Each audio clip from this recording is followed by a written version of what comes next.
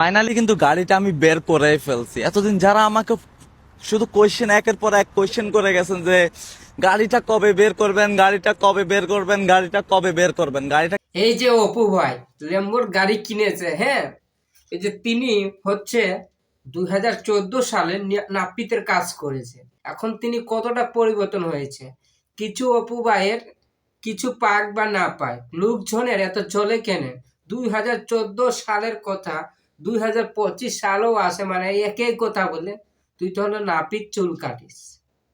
এখন তো তিনি পরিবর্তন অনেকটাই হয়ে গেছে, তাই না? এই ভিডিওটা আপনাদের জন্য যে অপু ভাই কি বলেছে এই বিষয় নিয়ে, চলুন দেখা যাক। সাল নিয়েই পড়ে আছো। ওই সময় আমি সেলুনে কাজ করছি, তোমরা শুধু আমাকে এই একটাই খোঁটা দিতেছ, ভাই তুমি সেলুনে কাজ করছো, তুমি নাপিত।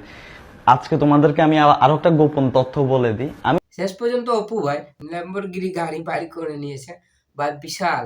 আর অনেক মানুষই আছে নাকি তাকে নিয়ে অনেকে রোজ করছে যে 500-300 নাকি গাড়ি কিনেছে, কিনে এরপরে নাকি শোরুমে, নাকি শোরুমের মালিক চলে গেছে, গাড়ি নিয়ে একটু ভাব টাপ দেখাইছে টাকা পয়সা দিয়ে। অনেকেই মানুষ করেছে। দেখেন এখন ডাইরেক্ট বাপু ভাই কি বলে আপনাদের কাছে। আমি শুধু সেলুনে কাজ করি নাই, কাঠমিস্ত্রির কাজ করছি, রঙের কাজ করছি, মোবাইল দোকানে কাজ করছি, সেলুন দোকানেও কাজ করছি, ইলেকট্রিক দোকানেও কাজ করছি। তার কথাগুলা সঠিকে, তিনি কিন্তু অনেক জায়গায় কাজ করেছে, শুধু সেলুনে কাজ করে নাই। হ্যাঁ, নাকি রং মিস্ত্রি, রাজমিস্ত্রি, অনেক জায়গায় নানা রকমের জায়গায় কাজ করেছে, দোকানে, ইলেকট্রিশিয়ানের দোকানে, মোবাইলের দোকানে, এইগুলা নিয়ে তিনি কাজ করেছে। কিন্তু এখন তো তিনি এই কাজে করছে না। আর কাজ তো করেছে, তাই তিনি তো ভিক্ষা করে খায় না, ঠিক না? কাজকে নিয়ে ছোট করা কি বলার দরকার। তিনি আগে গরিব ছিল, আগে কাজ করেছে, ভিক্ষা তো করে নাই।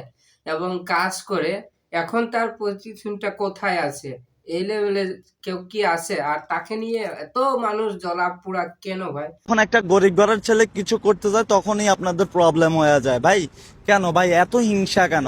আর পূরণ করছে, তার স্বপ্নের শখ পূরণ করছে। চাইলে আপনাদের জলে কেনে আপনারাও একটু করে দেখেন। মানে এই কথাটা আমি বলি না, অপু ভাই সিরিয়াসলি বলেছে, আপনারা তাদের মুখে, আপনারা অপু ভাইয়ের মুখে শুনে নেন।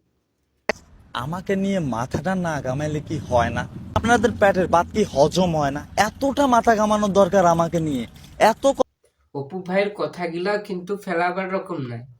যে আমরা জানি, যারা কঠিন, যারা ছোট থেকে কাজ করে বড় হয়েছে, পরিশ্রম করা হয়েছে, তারা টাকার মর্ম বুঝে। এবং টাকা মর্ম বুঝে, এরপরে গরিবদের দুঃখ কষ্ট বুঝে। কারণ তারা তো বাপের টাকা দিয়ে আবার বড় হয় নাই, যে বুঝবে না। ঠিক আছে, তিনি নিজের টাকা দিয়ে পরিশ্রম করে কাজ কাম করেছে। এখন তিনি কাজ কাম করতে লাগে না, দুবাই আসে, ভালো ভালো ভিডিও দিচ্ছে, বিনোদন দিচ্ছে। অপু ভাই আপনারা ভাইরাল করেছেন, আর আপনারাই অপু ভাইকে নিয়ে জ্বালাচ্ছেন, পোড়াচ্ছেন। মানে 2014 সালের কথাই এখনো 25 সালে বলছেন যে চুল নাপিতে চুল কাটেছে। তো অপু ভাই তো বলছে আমি অনেক কিছু কাজ করেছি, তা তো বলে নাই। তো হ্যাঁ, অপু ভাই ল্যাম্বরগিনি কিনেছে, কারো টাকায় তো কিনে নেয়, ঠিক না? তো কি বলে অপু ভাই দেখেন। মানে বুঝতে পারছেন? এখন আপনি যদি 1 টাকাকে খরচ করে ফেলেন, 10 টাকাকে খরচ করে ফেলেন, তাহলে আপনার কোনো লাভ নেই। আপনি যদি এটাকে দিয়ে আরো টাকা বানাতে চান তাহলে আপনার টাকা হবে। আপনি লাইফে কিছু বুঝতে হবে না, সবেরই জ্বলছে। 2,75,00,000 টাকা দিয়ে নাকি ল্যাম্বরগিনিটা কিনেছে, হ্যাঁ? তো কি বলবো, তো অনেকে মানুষ জ্বলছে। কয়দিন দেখলাম ওমর ভাইয়ের লগে কুচাকুচি চলতেছিল অপু ভাইয়ের সাথে, হ্যাঁ? তো এত কিছু কথা বলার না গাইস, দেখতে পারলেন অপু ভাই কি বললো আপনাদেরকে, বুঝতেই তো পারলেন।